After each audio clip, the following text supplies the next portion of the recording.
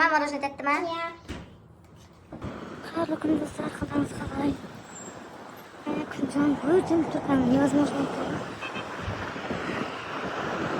Короче, жұмыспен үйдің шаласы арасында уақыт тауып бүгін маникюр кетіп бара жатырмын. Өйткені уже послезавтра жұмысқа шығуым керек. Қолым ужасный состояние менің.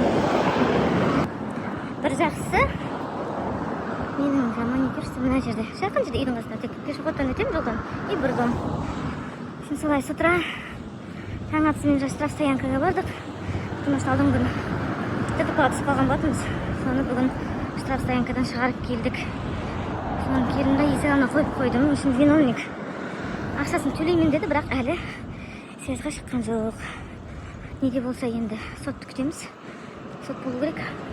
Ол кісі сол сотқа жеткізгісі келмей, бәрін бітіргісі келген. Есе жеткізгісі келмесе, өзі бүгін келеді деген үміттенемін.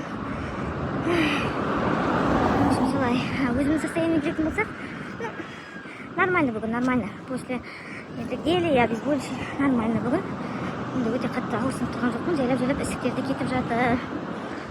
Солай, енді кешегі видеомда сөз бердім ғой, күнде салып отырамын, не болып жатыр. Соның бәрін звукқа мән бермейміз, далада келе жатырмын.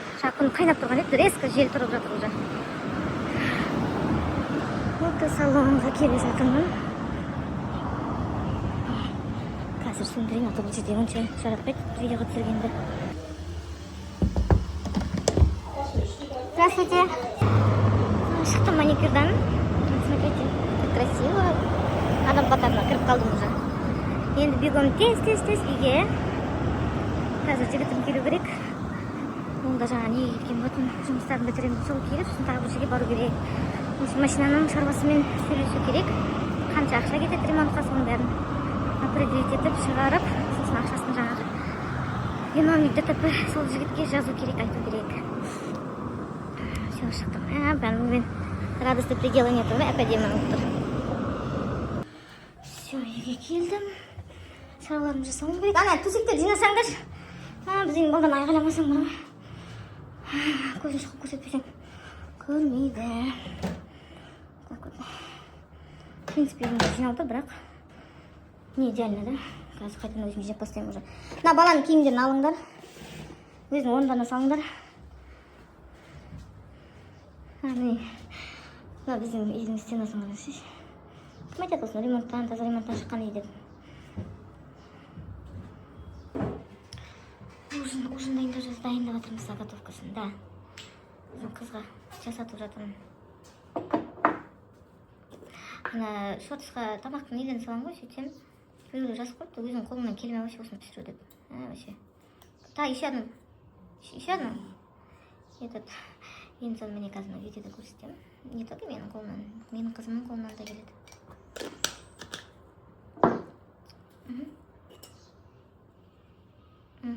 Все, много ложишь, дети же не смогут потом.